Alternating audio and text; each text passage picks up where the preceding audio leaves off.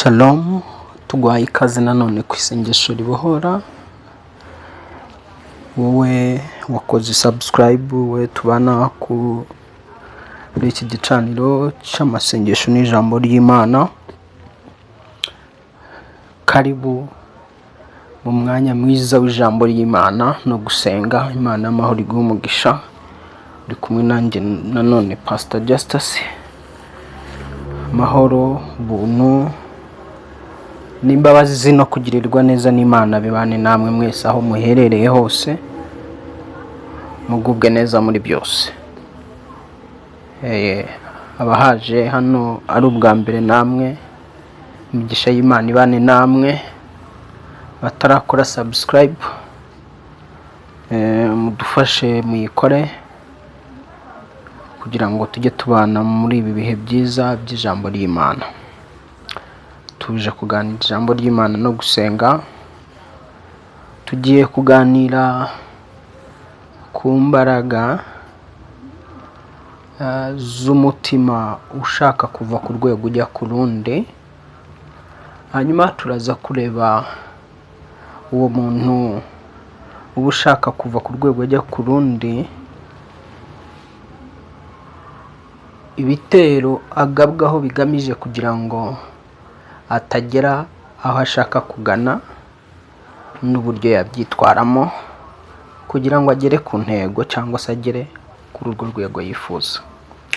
Reka dusenge Imana kugira ngo Umwuka Wera atwigishe, kandi Umwuka Wera aduhishurire byinshi, aze no kudufasha muri uyu mwanya ufashwe nanjye mfashwe, duhabwe ibintu bizima bikwiye. Mwuka Wera tuguhaye ikaze kugira ngo uzubane natwe muri uyu mwanya mwiza w'ijambo ryawe. Mwuka Wera ngwino mu mitima yacu, ngwino mu bugingo bwacu. Fata akanwa kanjye, fata umwuka wanjye, fata ijwi ryanjye, kugira ngo uvugane na buri wese uri hano ku isengesho ribohora official, mu izina rya Yesu Kristo umwana w'Imana nzima. Witeka tegeka Umwuka Wera akorere muri twe. Witeka tegeka Umwuka Wera yagurire iri jambo mu mutima w'umuntu waje hano ku isengesho ribohora official. Nanjye uryagurire muri njye, ryera imbuto nyinshi mu izina rya Yesu Kristo. Numva rino jambo nawe ryera imbuto nyinshi mu buzima bwe, rizana umusaruro ufatika mu buzima bwe, rizana umusaruro ufatika mu mibereho ye.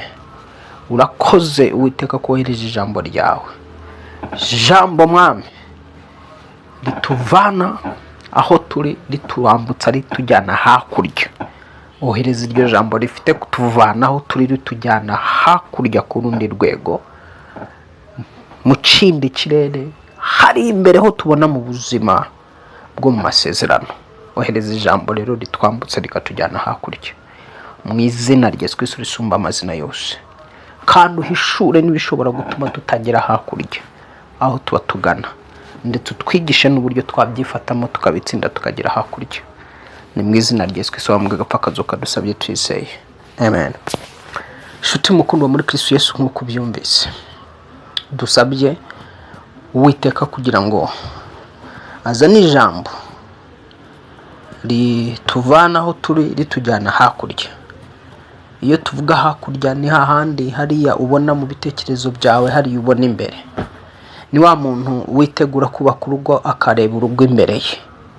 Agomba kuba afite kureba aho urugo yifuza, uburyo azarwubaka n'uburyo azarugeramo. Ugomba kuba witeguye rero changamoto, icyo bita abaswari changamoto, ibintu ingorane zishobora kuba cyangwa se intambamyi ibi yakwitambika kugira ngo utagera muri uriya rugo. Kabanza kugira ngo wiyubake, ubikureho ava cyangwa mbere y'igihe. Niba ari umushinga urimo urategura, ufite mu bitekerezo urimo urawubona muri wowe imbere, ariko urashaka kuva ku rwego rw'ubushomeri uriho, urashaka kuva ku rwego rw'icyiciro barizwamo cy'ubuzima, urashaka kujya ku rundi, ubwo ni hakurya imbere hubona. Menya kugira ngo ugere kuri hariya wifuza kugera muri wowe, aho niho twita hakurya. witegure kuzahura n'intambara. Jiandae kukutana na changamoto za kuzuia ili usivuke kwenda ng'ambo. Lakini hizo changamoto usiogope. Itegure kuzahura n'ibigeragezo n'ibintu bitandukanye bigamije kukurwanya cyangwa kukubuza kugera hariya wifuza kugera. Ibyo bintu rero ni wowe ugomba kuba waramaze gutegura urugamba cyangwa waratemaze gutegura uburyo uzitwara n'uburyo uzifata kugira ngo ugere hariya ku ntego zawe cyangwa se ugere hariya hakurya. Ntabwo Satani aba ashaka ko umuntu ava ku rwego ajya ku rundi. Nta nubwo bamwe mu bantu batagukunda bagufitiye ishyari baba bifuza ko hari aho uva n'aho ugana. Hari benshi batifuza ko niba ukiri umukobwa, hari abatifuza ko ubaka urugo. N'uwarwubatse hari ababifuza yuko rwasenyuka. N'ako kazi ufite hari uwo wifuza, hari ubundi umuntu ajya gukora kugira ngo yiteze imbere, ahindura ubuzima bwe, ahindura imibereho ye. N'ako kazi ukora rero hari abatifuza yuko hari icyo kakugezaho, hari icyo kakumarira. Ubwo rero cya kindi cyakagombye kakagombye gukora mu buzima bwawe nibyo bita kwambuka ukagera hakurya hariya nyine, hariya aho wifuza kugana. Tugiye kureba rero uburyo Satani ashobora gukereya ibibazo runaka atari bigamije kukurangiza burundu, ahubwo ari ibibazo bigamije kukubuza kugera ku mugambi w'Imana cyangwa se kugera hariya wifuza kugera.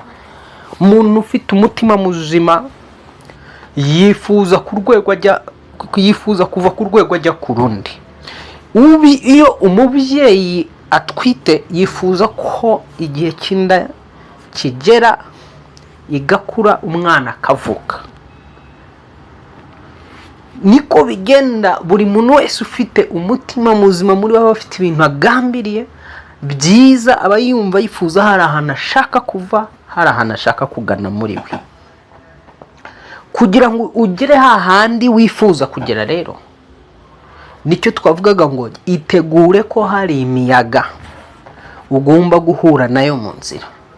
Iyo nuhura n'imiyaga cyangwa nuhura n'ibibazo bigamije kukubuza kugera hakurya, uzabyifatamo gute? Uzabyitwaramo gute?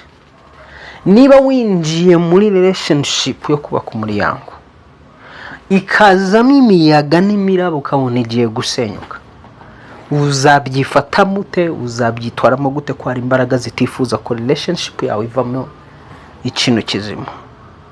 Kwa hari abatifuza ko wowe icyo uharanira ugomba kukigeraho. Ese igihe hazavuka ibikubuza kugera ku cyo uharanira, wakwifata gute? Wakwitwara gute? Urasabwa mutima bwoko ki cyangwa se urasabwa mbaraga ki n'ubwenge ki byagufasha kugera aho wifuza kugera? Reka rero twifashishe dusome ijambo ry'Imana turebe ibyabaye kuri Yesu Kristo ari kumwe n'abigishwa bafite umugambi wo kugira ngo bave umudugudu bari barimo berekeze mu wundi, ariko hari ikibajyanye. Turebe ikintu cyabaye hagati mu rugendo n'uburyo babashije kubyitwaramo. Luka igice cy'umunani. Luka ubutumwa bwiza bwanditswe na Luka igice cya 8 kuva ku murongo wa 22 handitse ngo, nuko ku munsi umwe yikirana mu bwato n'abigishwa be, arababwira ati twambuke tujye hakurya y'inyanja.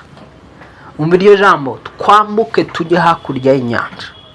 Ese urashaka kwambuka ukava aho uri ukajya hariya hakurya y'ibibazo uhagazemo, ukajya hakurya y'intambara uhagazemo? Urashaka kwambuka ukava mu rwego rw'ubusiribateri ukajya mu rwego rwo kubaka umuryango? Urashaka kwambuka ugasoza ayo mashuri uri kwiga neza urashaka kuva ku rwego ujya ku rundi, urashaka kwambuka uva mu cyiciro cy'imibereho ubona igukandamije ugashaka kujya mu yindi mibereho yose yindi wifuza. Ese niba ubishaka wibwira ko uzabigeraho ari ibintu unyereyemo? Ni ibintu ugomba kurwanirira. Tugiye kureba rero ukuntu Yesu n'abigishwa bamaze gufata ibyemezo byo kwambuka ngo bajye hakurya. Turebe, yani tuangalie changamoto walizokutana nazo. Tugiye kureba ibibavuguruza n'ibibarwanya bahuye nabyo n'uburyo babihagazemo, kandi bikarangira bageze ku ntego zaho z'icyo bari biyemeje. Ugomba kugera ku ntego z'icyo ushaka mu izina rya Yesu.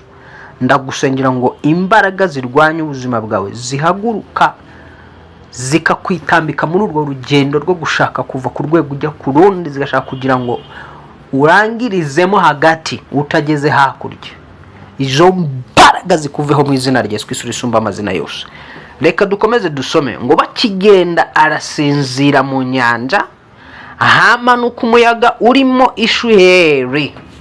Bakigenda ngo arasinzira mu nyanja, hamanuka umuyaga urimo ishuheri. Ubwato bwenda kurengerwa n'amazi, bajya mu kaga. Ngo baraza baramukangura bati, databuja turapfuye. Akangutsa cyaha umuyaga n'amazi yihindurije, birahosha, haba ituze. Arababaza ati, kwizera kwanyu kurihe? Nabo baratinya barumirwa, baravugana bati, mbega uyu ni muntu ki utegeka umuyaga n'amazi bikamwumvira? Nuko bafata hakurya mu gihugu cy'Abagadareni giteganye ni Galilaya. Dukomeze dusome. Yomotse imusozi umuntu utewe n'abadayimoni. Yomotse imusozi umuntu utewe n'abadayimoni wavuye mu mudugudu ahura nawe. Uwo yari amaze imyaka myinshi yambaye ubusa. Yomotse imusozi umuntu utewe n'abadayimoni bavuye mu mudugudu ahura nawe. Uwo yari amaze iminsi myinshi yambaye ubusa. Nta nzu yabagamo, ahubwo yabaga mu mva. Abonye Yesu arataka, mwikubita imbere, avuga ijwi rirenga ati, duhuriye he Yesu umwana w'Imana isumba byose? Ndakwinginze ntunyice urupfu rw'agashinyaguro. Icyatumye bivuga atyo nuko Yesu yarategetse dayimoni kumuvamo. Dayimoni yajyaga amutera kenshi, nicyo gituma bamurindaga bamuhehesheje iminyururu n'amaboko n'ingoyi y'amaguru, akabicagagura dayimoni akamwirukana mu butayu. Yesu aramubaza, witwa nde? Yesu aramubaza ati, witwa nde? Aramusubiza ati, ingabo niryo zina ryanjye, kuko abadayimoni bamurimo bari benshi. Hano turabona Yesu avugana n'abadayimoni, akababaza ngo mwitwa bande? Nabo bakamusubiza ngo turi ingabo, ngo kuko bari benshi. Ngo baramwinginga ngo atabategeka bakajya ikuzimu. Urumva ko abadayimoni ubwabo batinya kujya ikuzimu. Iyo abadayimoni bazamuwe bakindizwa mu mubiri wawe, bakindizwa mu mibereho yawe, ibi bintambara zikomeye kugira ngo bakuvemo n'urugamba, nyine ntabwo baba bashaka kugusohokamo. Urumva ko no muri uyu muntu batifuzaga kumusohokamo ngo basubire ikuzimu, ariko kuko nta yindi choice bari bafite, bari bahuye na kiboko ya mizimu, kiboko ya mashetani mbondo ya Yesu Kristo. Bari bahuye na kiboko ya mashetani ari we Yesu Kristo, kuko Yesu Kristo aho hageze abadayimoni barahunga, aho hageze imyuka mibi irasakuza ikava mu bantu. Ngo baramwinginga ngo atabategeka kujya ikuzimu. Kuri uwo musozi hari umugana w'ingurube nyinshi zirisha, nuko baramwinginga ngo abakundire kuzinjiramo. Arabemerera, abadayimoni bava muri uwo muntu binjira muri izo ngurube. Umugana wirukira ku gacuri, zisuka mu nyanja zihotorwa n'amazi. Abungeri bazo babibonye barahunga, babwira bo mu midugudu no mu mihana ibyabaye. Hano turumva Yesu yicaye mu bwato abwiye abigishwa be ngo twambuke tujye hakurya. Ariko aho hakurya aho yaragiye, hakurya hari icyari kimutegereje. Hakurya hari umuntu yifuzaga kujya gukirizayo, kujya kubohorerayo. Noneho sasa nkuko ijambo ritweretse ko bageze mu bwato ngo Yesu arasinzira. Gusinzira kwa Yesu byatumye abigishwa bajya mu kaga, bajya mu byago, ngo umuraba n'imiyaga biraza bisuka kwa bwa bwato. Bisanga bari mu kaga k'ubwato bwendaga kurohama, bwari bwatangiye kurengerwa n'ishuheri y'amazi. Mu ruhande rwabo babanje kwirwanaho biranga, ariko babonye byanze. Ijambo ryatubwiye ngo baraza baramukangura bati databuja, databuja, turapfuye. Akangutse acyaha umuyaga n'amazi, yihindurije birahosha habituze. Iyo umuraba n'umuyaga bije mu buzima bwawe, wari ufite umugambi wo kuva ku rwego ujya ku rundi, utangiye business ugezemo hagati, utangiye kubona irimo iragenda isubira inyuma, kandi muri iyo business wifuzaga ko izakura ukiteza imbere, ukava ku rwego ukajya ku rundi, ukajya ku rwego rwo gutangira gufasha abandi. Ariko ugezemo hagati umuyaga n'imiraba ari byo bihombo no kubura abakiriya bikwisuka. Ese aho ngaho igihe wisanze muri iyo situation n'iki wakora? Umva icyo bene wanyu cyangwa bene data bakoze nyuma yo kubona ko akaga n'amakuba kabisutse, kandi barashaka, ntibifuza ko kabahitana, barashaka kugera aho bifuza kugera. Igisubizo cyabaye igisubizo cyo gukangura Yesu no kumuhamagara. Shuti mukundwa wa muri Kristo Yesu, igihe ubona niba uri umugabo uri kunyumva cyangwa umugore, kabona urugo rwawe ruzamutsemo imiraba n'imiyaga, kandi iyo miraba n'imiyaga ugasanga nibije bitumye mutavuga rumwe mudahuza. Ese uruho gukora iki nutagira icyo ukora ngo uhamagare Yesu? Uwo muraba n'umuyaga uzamutse hagati yanyu mu muryango nuwuje gusenya, nudashaka ko wubaka, nudahagurukira gusenga, ntubireberere mu mwuka, kuko hari imbere hari icyo Satani abona mu rugo rwanyu. Wowe uri muri relationship runaka, hari imbere hari icyo Satani ari kubona wowe utabona. Azakombata iyo relationship kugeza igihe ipfiriye nudahaguruka ngo wambaze Yesu. Niba utabonye ko relationship yawe iri mu kaga, iri mu makuba, niba utabonye ko iyo fiancé yawe iri mu makuba no mu bibazo, bizarangira isenyutse. Kandi gusenyuka kwawe egare guhomba. Haranira gutangira ikintu no kugisoza. Haranira iyo business watangiye kwigeza wigeze ku rwego rwiza. Kandi haranira uko gukizwa kwawe utangiye wakiriye agakiza. Ushatse kuva mu byaha, ushatse kuva mu maboko ya Satani, winjiye mu bintu by'Imana, urakijijwe. Utibwira ngo Satani azanezezwa nuko wakijijwe. Azazana ibintu bitandukanye byo kugira ngo arebe ko yongera kukurekipera akagusubiza mu byaha wawozemo. Azaguhagurukiriza inshuti, azaguhagurukiriza za nshuti za kera wahoranye nazo ugendana nazo, zirimo wa mwuka wa wundi wacitse. Niwisigana nazo uzasanga wongeye gusubira muri bya bindi. Ubundi umuntu yavuye mu byaha akajya mu gakiza bigereranywa no kuva mu mwijima ukaza mu mucyo. Wa muntu mwabanaga mu byaha aba akiri mu mwijima, wasabana nawe ari uko ugamije kugira ngo umukure muri wa mwijima igihe wumva ko adashobora kukujyana mu byaha, igihe wumva yuko ufite imbaraga zo kumwigisha no kumubera umucyo. Intego yo kuba wagendana nawe yaba ari yo kugira ngo umuhindure. Ariko niba utaragera ku rwego rwo guhindura abandi, uri wa muntu uhindurwa n'abandi bantu, umuntu mugenda no gushyiramo ibyo ukabyumva vuba, umuntu mukorana udasenga udakijijwe abasha kwanduza ibiganiro bibi, nawe ibyo biganiro bibi ukabigenderamo, ntubashe kumuhindura mu buryo bw'ibiganiro, ntumubere umucyo. Ahana Imana ibiguteretse iyo wakiriye agakiza bigira ngo ubere umucyo hahandi ubarizwa.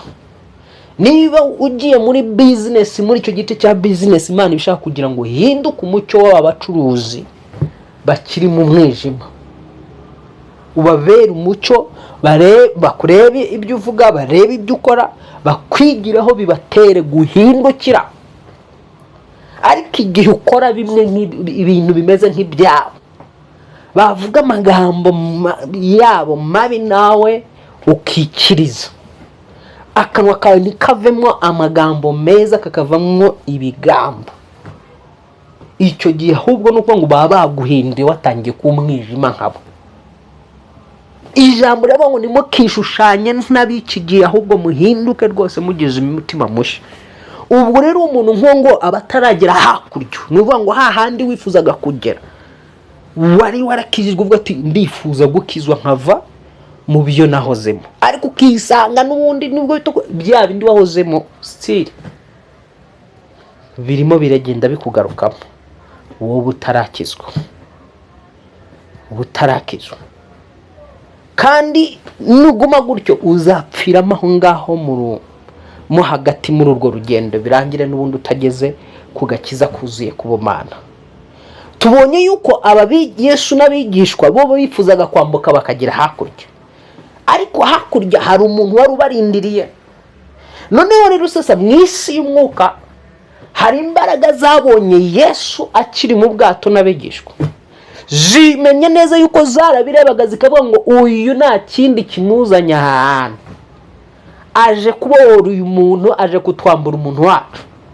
Izo zirafatirana zishaka kumurohamisha iyo ngiyo bakiri mu bwato, mbere yuko bambuka, bakirimo hagati mu nyanja, bageze hagati mu nyanja. Ntabwo uyu muraba n'umuyaga, uyu muyaga n'umuraba byisutse ku bwato bwa Yesu n'abigishwa. Ushishoje uyu muraba n'umuyaga icyari kiwuteye, nk'uko twabisomye ngo bakigenda arasinzira, mu nyanja hamanuka umuyaga urimo ishuheri, ubwato bwenda kurengerwa n'amazi, ngo bajya mu kaga. Bageze kigera mo hagati mu nyanja, bisanga umuyaga mwinshi w'ishuheri wakubitaga ubwato hirya no hino, hepfo haruguru, hepfo haruguru, hepfo haruguru. Ariko uko bageraho barushaho kugashya, niko ubwato bwagendaga burushaho kurohama. Ariko babonye ko ibyo bintu bikozwe, bakangura Yesu. Umva ikintu ugomba gukora igihe ubonye imiraba n'imiyaga no mu gakiza kawe. Mu gakiza kawe hari biba biguhiga kugira ngo urohame, wongere urohame mu byaha, usubire inyuma urohame, witeka gukiza kurohama mu izina rya Yesu. Satani abifuza kurohamira mu bukene, urohamira mu burwayi, urohamira mu gukorwa n'isoni no mu kimwaro, urohamira mu gusuzugurwa. Uwiteka gukize kurohama hagati mu nyanja, Uwiteka gukize kurohama utaragera aho wifuza kugera. Turakora isengesho rihagarika ibibazo byose biduturuka imbere bigamije kutubuza kugera hakurya. Hari hakurya hari imiraba n'imiyaga Satani azikura mu buzima bwawe, azikura mu kazi kawe, azikura mu rugo rwawe, azikura mu byo ukora, agamije kugira ngo akurohamishe mu bibazo, kugira ngo utagera hakurya. Nta kindi abagamije, kuko hakurya arabizi nuhagera icyubahiro kizabica Imana. Ubundi ijambo ry'Imana riramubwira ngo iyo abakiranutsi bahawe umugisha mu mudugudu ugira amahoro. Ibyo Satani arabizi cyane ko iyo abakiranutsi bahawe umugisha, iyo umukiranutsi w'Imana zamuwe agatera imbere, ndavuga umukiranutsi wageze ku rwego nyine wa mukiranutsi wageze wahuye n'umwami Yesu neza, iyo yazamuwe izina ry'Imana rihabwa icyubahiro. Rihabwa icyubahiro gute? Kwa kuzamurwa kwe benshi bagukirizwamo, benshi bakuriramo, benshi baguprofeteramo, izina ry'Imana rigahabwa icyubahiro ku bwo mukiranutsi.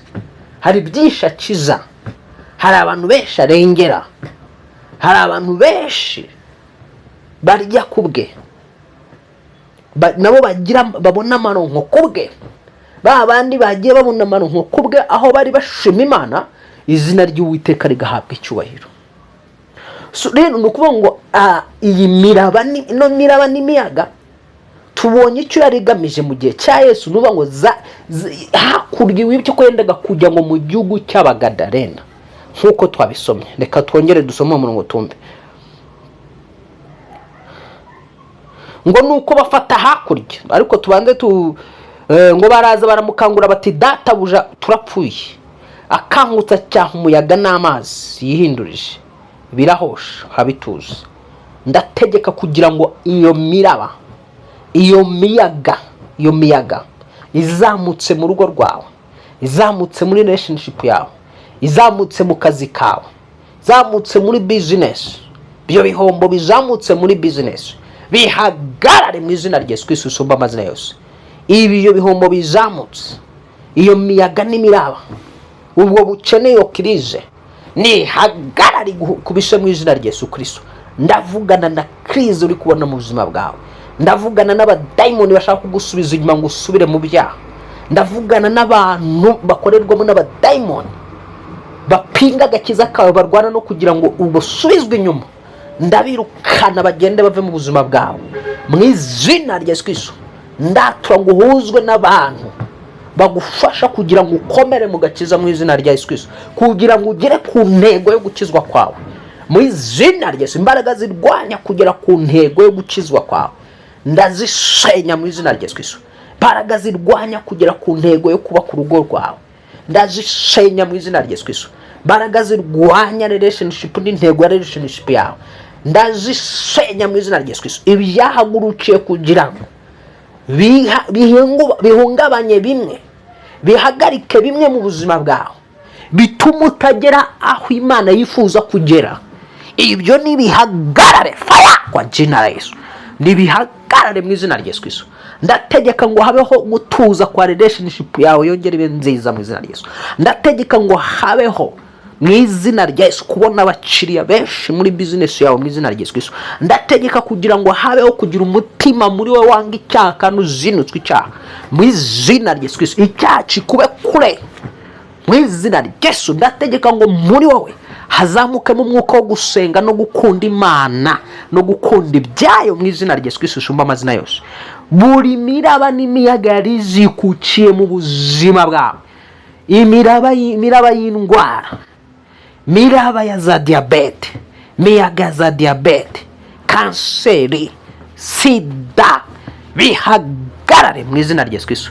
Diabete, sida biguturumbukemo bive mu mubiri wawe mu izina rya Yesu Kristo. Wumvirwa n'imyuka yose, sida nikuvemo mu izina rya Yesu Kristo. Kanseri nikuvemo mu izina rya Yesu Kristo. Wapfuye akazuka, hypertension ihagarare. Numuraba waruzamutse umeze nk'ishuheri kugira ngo utagera hakurya mu izina rya Yesu. Ndategetse kugira ngo hypertension iguturumbukemo yumvira izina rya Yesu Kristo, ishoke muri mu izina rya Yesu. Uwo muraba n'umuyaga byisutse ku mubiri wawe, ubwo burwayi bw'umutwe udakira, burwayi bwo mu nda, ibyo wumva mu bitugu bigeragenda, ibyo bisirikira mu nda yawe, ndategeka bikuvemo mu izina rya Yesu Kristo usumba amazina yose. Iyo miraba n'imiyaga izikukiye kugira ngo ifata umubiri wawe urohame mu burwayi, urohamishwe n'uburwayi, niba ngombwa uburwayi buwice, izo ndwara zikuveho mu izina rya Yesu Kristo. Ntabwo umubiri wawe ugomba kurohama ngo urohamishwe n'ibibazo by'indwara, wicwe n'indwara. Ndawusengera ngo habwe ubuzima bwuzuye muri Yesu Kristo, mu mbaraga z'Umwuka Wera. Zo ntambara zari ziguhagurukiye mu kazi, bantu batangiye kukwanga, bantu bari kuvuga nabi, buri wese uracaho bakongorerana, ariko kandi nawe urimo urabigiramo uruhare.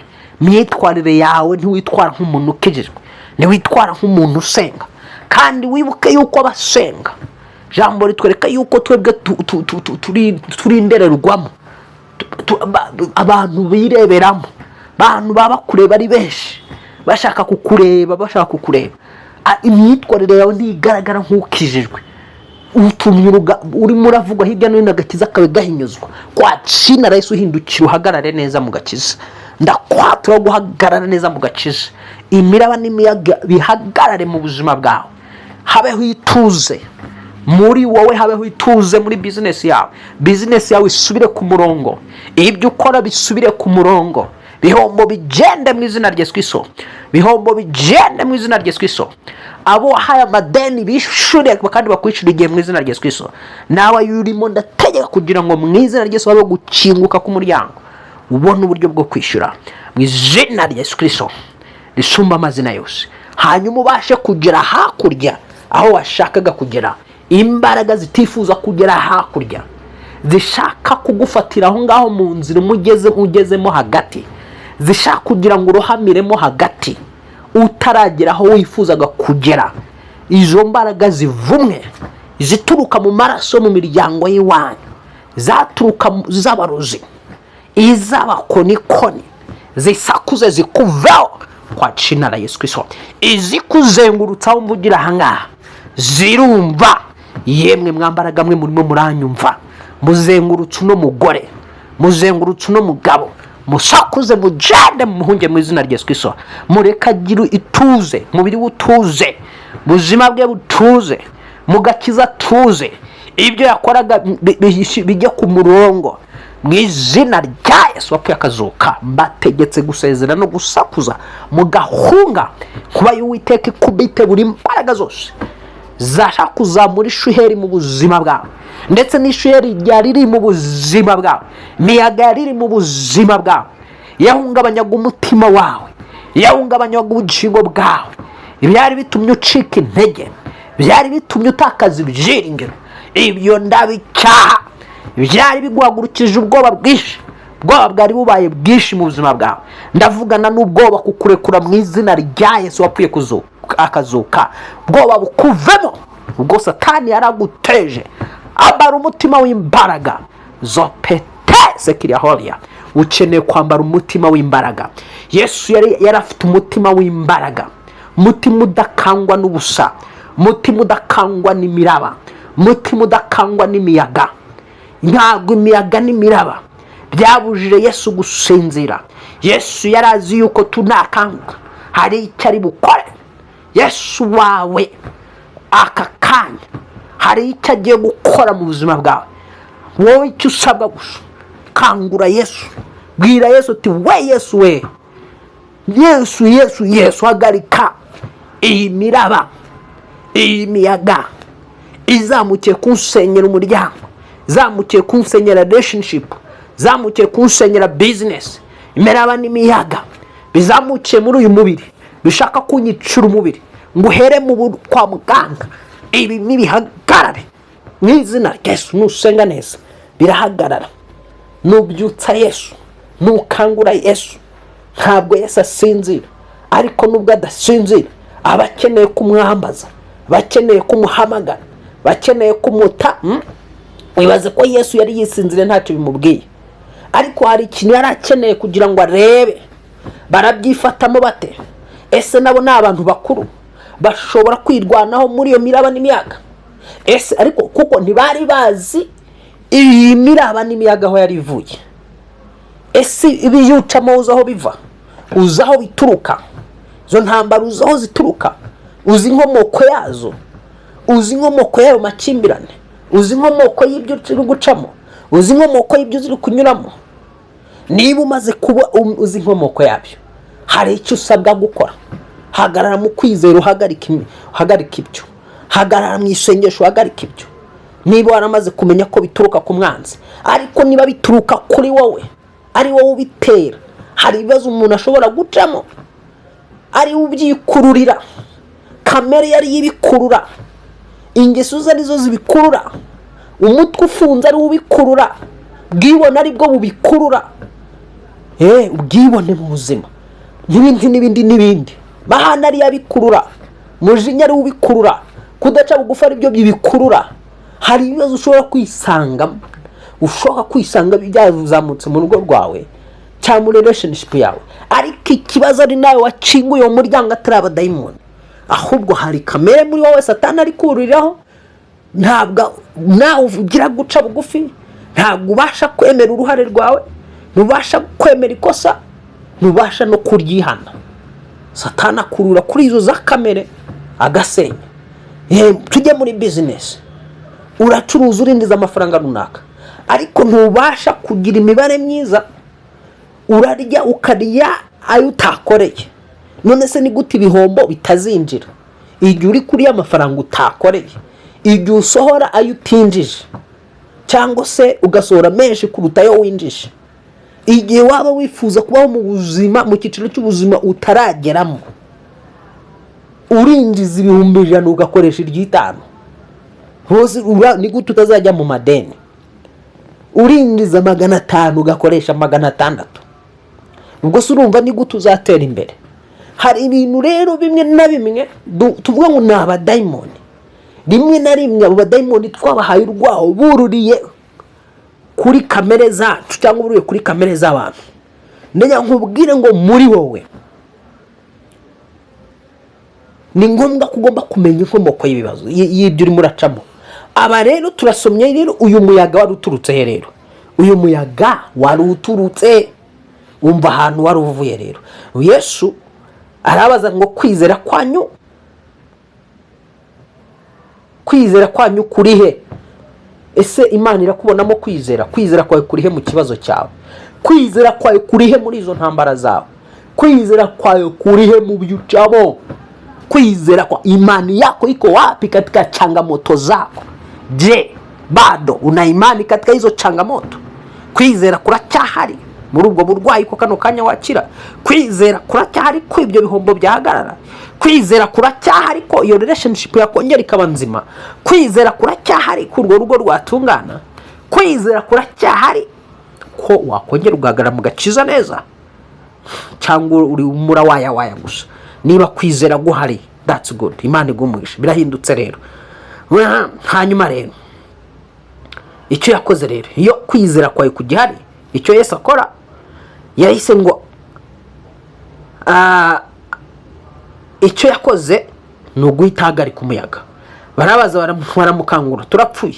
Akangutsa cyaha umuyaga n'amazi, yihindurije birahosha. Ibyari bigahagurutse mu buzima bwawe bihoshe mu izina rya Yesu. Ndaturagwe byari bizikutse mu buzima bwawe, kuguhungabanya, kuguca intege, kugutuma urohama, bihoshe mu izina rya Yesu Kristo. Ibyo wumvaga mu mubiri wawe bihoshe, bibazo biri mu buzima bwawe bihoshe byose mu izina rya Yesu Kristo amazina yose. Niko kubaza ati rero kwizera kwanyu kuri he? Hanyuma ngo baratinya, baravuga ngo mbese uyu muntu ni muntu cyutegeka umuyaga n'amazi. Noneho ngo bafashe hakurya rero. Icyabaye bamaze gufata hakurya. Urumva bageze hakurya, bahasanga mu gihugu cy'Abagadarene, hahandi bajyaga.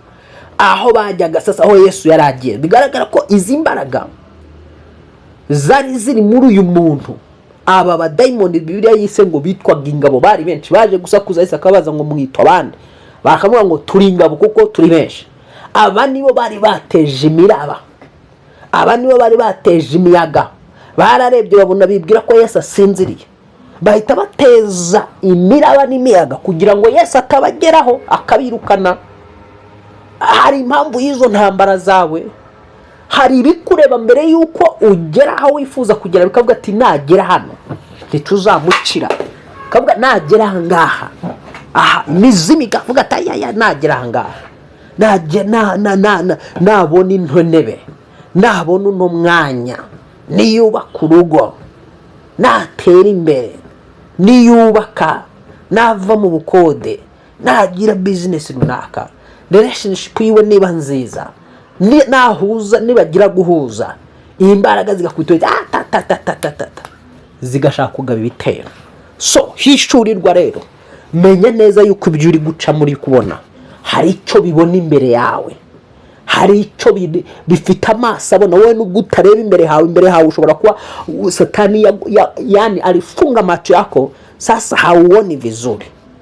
Satani yagukinze ku maso, ntabwo akwereke imbere we nturi kwabona, ariko imbere we arimo arahabona. Abo barozi bari kubona imbere hariya, barimo barazikura izo ntambara kuko babona imbere, ariko izo ntambara zihagarara ugera imbere mu izina rya Yesu Kristo. Zihagarare vuga uti mu izina rya Yesu Kristo, buri miyaga yose, buri miraba yose yarizamuciye mu buzima bwanjye kugira ngo indohamishirize mu nzira ntageze aho nifuza kugera, iyi miraba nihagarare iturutse imbere hanjye, ndayihagarika mu izina rya Yesu Kristo Umwana w'Imana nzima. Bitero biturutse imbere yanjye bigamije kugira ngo ntagera hari imbere heza, ibitero bihagarare mu izina rya Yesu Kristo. Twara zihagarare mu izina rya Yesu Kristo. Bihombo bihagarare mu izina rya Yesu Kristo. Gutabwa n'abantu n'umuntu w'umumaro kuri nge w'agaciro bihagarare kuri nge mu izina rya Yesu Kristo. Ikimwari cyangira igisuzuguriro bihagarare mu izina rya Yesu Kristo. Wabambwa tukazuka, ibyaha bihunge mu izina rya Yesu Kristo. Kwa jina la Yesu watsinze urupfu n'ikuzimu, kwa jina la Yesu Kristo watsinze urupfu n'ikuzimu. Imana ikugeze hariya hakurya, ikugeze imbere hariya mu izina rya Yesu, kandi kwambika umutima wije mu izina rya Yesu. Bwira Uwiteka tuwiteka we, wari uri muri izo ntambara, niba unkurikiranye hari intambara uri muracamo, wari watangiye gutakaza ibyiringiro, kwizera kwari kwagiye. Yesu ari kubaza ngo kwizera kwawe kuri, ongera wambare kwijera. Birashoboka witinya, sobanukirwa ibyo uri muracamo n'ibyo unyuramo. Ibyo unyuramo n'ibyo ucamo ni ibigamije kugira ngo utagera hariya heza, imbere heza hagutegereje. Imbere hawe hari mariage, imbere yawe hari business nini cyane, imbere yawe hari uburame buhari kandi Satani ntashaka ko ubushikamo. Imbere yawe hari ubugingo buhoraho kandi Satani yifuza ko ubwinjiramo. Imbere yawe hari urubyaro rukomeye, imbere yawe hari akazi keza, imbere yawe hari impinduka nziza mu buzima bwawe. Izo mpinduka nizo Satani adashaka ko zikubaho. Niyo mpamvu yarazamuye iyo miyaga, niyo mpamvu yarazamuye iyo miraba, niyo mpamvu yarazikuye ibyo bibazo byose. Ariko ndategetse kugira ngo ibibazo byose abadayimoni bahagurukije mu buzima bwawe bihagarare mu izina rya Yesu Kristo. Ibyo Satani adashaka kubona, ndatura ngo Imana Data twese ibikugejejeho mu izina rya Yesu Kristo. Uwiteka umuremyi wakubumbye akaguteranyiriza mu nda ya mama wawe, wakumenya akiri urusoro mu nda ya nyoko, aravuze ngo baho, aravuze ngo imiraba n'imiyaga bihoshe, habe ituze mu buzima bwawe, habe ituze muri business yawe, habe ituze mu gakiza kawe, kajagari kave mu buzima bwawe mu izina rya Yesu Kristo. Abantu bakugusha bakakuvana mu byizerwa, baba arabo muhuje igitsina cyangwa mudahuje igitsina, bagende mu izina rya Yesu. Haza abantu bagufasha muri uru rugendo rw'agakiza kawe, bituma ukomera mu gakiza mu izina rya Yesu Kristo, bituma wubahisha Imana mu gakiza kawe. Atari utukisha Imana bavuga ngo runaka uriya ntavuga ko asenga, ntavuga ko akijijwe, ugasanga urimo uratukisha Imana bitewe n'amagambo uvuga. Hinduka mu izina rya Yesu Kristo, hinduka. Urugendana n'abanyamagambo baba mu bigambo, nawe ugasanga amagambo yakubanye menshi kandi mabi atari amagambo menshi. Hinduka mu izina rya Yesu, ugira agakiza kuzuye, mu kanwa kawe haturukemwe amagambo y'ubugingo gusa. Ntabwo akanwa cyangwa se isoko imwe ishobora kuvamwo amazi arura n'amazi meza, ay'umukara n'ay'umweru ntibibaho. Gira akanwa kavamo amagambo mazima gusa y'ubugingo, katavamo ibiganiro bibi. Ijambo ry'Imana ritubwira yuko ibiganiro bibi ari icyaha. Ibiganiro bibi ntabwo ari byo. Umuntu w'umurokore nta biganiro bibagira. Imana ihindura ibiganiro byawe mu izina rya Yesu Kristo. So n'indi miraba yose n'imiyaga iri muri wowe cyangwa iri imbere yawe yose ndategetse ngo ihagarare mu izina rya Yesu Kristo.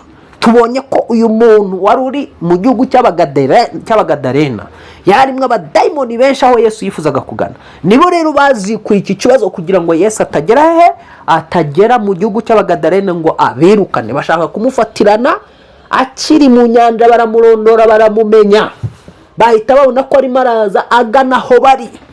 Hari imbaraga zikakubonera mu bushorishori. Noneho rero zozo zarahagutanze kuhagera, ntabwo zifuza yuko ugera muri ubwo bushorishori, ariko kubina bwiza Uwiteka kugejeje mu bushorishori, angejeje mu bushorishori mu izina rya Yesu Kristo. Uwiteka angejeje mu bushorishori, akojeje Satani izo ndyarya, akojeje Satani izo ndyarya zikojeje isoni. Yesu akojeje Satani isoni, akojeje isoni izo ndyarya. Akojeje Satani n'indyarya isoni. Tugeze hakurya, tugeze aho Imana ishaka ko tugera, ugeze aho Imana ishaka kugera mu izina rya Yesu Kristo. Nawe rero uhere umunsi wa none gira umutima wizera udatinya, witinyishwa n'iyo miraba, witinyishwa n'iyo miyaga. Biratetetse. Igikenewe ni ukugira umutima uvugana n'imiraba n'imiyaga. Igikenewe ni ukugira umutima udatinya, udacogora, udafite gucika intege, kandi umutima wejejwe, umutima ukiranuka. Imana iguha umugisha. Ndagusengera ngo Imana iguha umugisha. Ndagusengera ngo Imana ikwambike umutima w'imbaraga ugera ku ntego. Imana ikwambike umutima w'imbaraga ugera ku cyo ushaka. Kwa jina la Yesu. Imana ikwambike umutima w'imbaraga ugera ku cyo ukeneye mu izina rya Yesu Kristo risumba amazina yose. Imana iguha umugisha. Imana ikugire neza. Shalom shalom. Nakagaruka hano ku isengesho ribohora official. Ubaye utarakanda subscribe, ntugende utayikanze. N'iby'agaciro, ni ahantu haca ubutumwa bwiza kandi buzajya bugufasha umunsi kundi mu kuvana ku rwego ujya ku rundi. Wowe wakoze subscribe, nta kindi usabwa wowe. Ntabwo usabwa kuyikora ugira kabiri. Wowe urasabwa gukora share, ugasangiza abantu iki kiganiro, tubona abantu benshi. Iyo hari abantu benshi baza batugana, bidutera imbaraga. Muri iyi minsi turimo turagenda kuko tubona abantu batazi, ugasanga turavuga se turakorera abandi. Ariko mukande subscribe cyane, natwe bidutera ishyaka ryo kubona yuko hari abantu bari kuza turi kumwe, bari kudukurikirana, bari kutureba, tutari kuvunikira gusa. Imana iguha umugisha kandi Imana ikugire neza. Kuri wowe utumvise, kanda subscribe, kanda share. Imana ibahe umugisha kandi Imana ibagire neza. Shalom shalom.